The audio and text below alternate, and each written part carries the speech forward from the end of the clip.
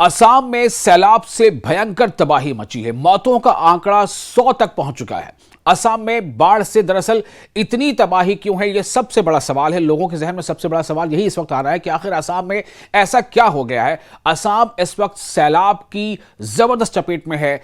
असम में बाढ़ से अब तक 100 लोगों की मौत हो चुकी, जबकि कुछ गैर तस्दीकशुदा जो रिपोर्ट है उसके मुताबिक ये आंकड़े मौत के 100 से कहीं ज्यादा हैं, लेकिन उसकी पुष्टि अभी नहीं हुई है। लेकिन 1,40,000 से ज्यादा लोग अभी भी बाढ़ से मुतासिर हैं, प्रभावित हैं। हालांकि पानी कुछ इलाकों में उतरना शुरू हो गया है, लेकिन खतरा पूरी तरह टला नहीं है। तो आखिर असम में तबाही कहां कहां हुई है और इसकी वजह क्या है? आप देख रहे हैं न्यूज़ 18 का सोशल मीडिया प्लेटफॉर्म। मैं हूं विशाल आजम। सबसे ज्यादा सैलाब का जो असर है वो ऊपरी असम के इलाकों में देखने को मिला है, जिनमें शिवसागर, गोलाघाट और जोरहाट बुरी तरह मुतासिर हुए हैं।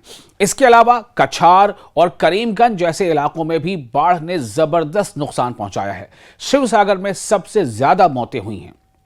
जी हां, सैलाब से सिर्फ तबाही नहीं, घर, मकान, दुकान, अब यही नहीं, सड़कें, पुल, बल्कि मौतें भी हुई हैं। और सबसे ज्यादा जो मौत हुई है असम में सैलाब की वजह से हुई है शिवसागर जिले में, जबकि कछार में भी बड़ी तादाद में लोगों की जानें गई हैं।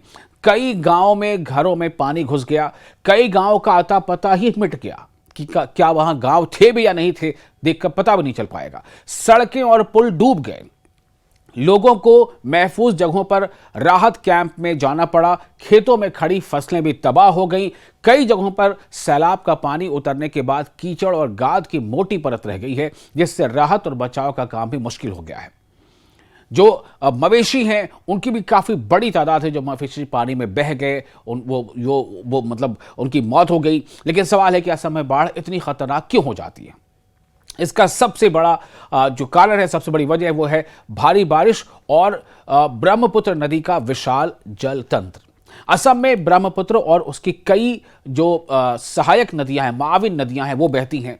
जब असम और आसपास के पहाड़ी इलाकों में बहुत ज्यादा बारिश होती है तो इन नदियों में अचानक जो सतह आब है वो बढ़ जाता है। इस बार भी कई नदियां खतरे के निशान से ऊपर चली गईं। जुलाई में पड़ोसी नागालैंड के मोर इलाके में भी भारी बारिश हुई थी। इसके बाद ऊपरी असम की कई सहायक नदियों में पानी तेजी से बढ़ा। माहिरीन के मुताबिक इसे सिर्फ एक वाकये से जोड़ा नहीं जा सकता। भारी बारिश, बदलता मौसम और जो स्थानीय पर्यावरणीय बदलाव है, इन सब ने मिलकर हालात को और गंभीर बना दिया है। और बड़ी बड़ा मसला यह है कि नदी का कटाव। असम सरकार के मुताबिक राज्य का करीब 39.6% इलाका बाढ़ की आशंका वाला क्षेत्र है। ब्रह्मपुत्र और उसकी सहायक नदियां हर साल जमीन को काटती हैं। 1950 के बाद से करीब 4.5 लाख हेक्टेयर जमीन नदी के कटाव में जा चुका है। यानी असम में बाढ़ सिर्फ बारिश का संकट नहीं है, यहां भारी बारिश, तेज बहाव, ब्रह्मपुत्र का विशाल नदी तंत्र और नदी का कटाव, कमजोर इलाकों में बस्तियां, इन सभी वजहों से बाढ़ ज्यादा तबाहकुन हो जाता है। और इस बार 100 मौतों का आंकड़ा इस बात की गंभीर याद दिलाता है कि असम के लिए बाढ़ सिर्फ हर साल आने वाली प्राकृतिक आपदा नहीं है, बल्कि लाखों लोगों की जिंदगी और रोजी रोटी से जुड़ा बड़ा संकट है। सबसे बड़ी चुनौती अब यह है कि पानी उतरने के बाद मुतासर लोगों तक राहत पहुंचाना, घरों और सड़कों को फिर से खड़ा करना और अगली बाढ़ के लिए तैयारी मजबूत करना। तो असम में ये जो तबाही मची है, इस तबाही के बाद अब सवाल ये पैदा होता है, क्या इसे रोका जा सकता था? सबसे बड़ा सवाल।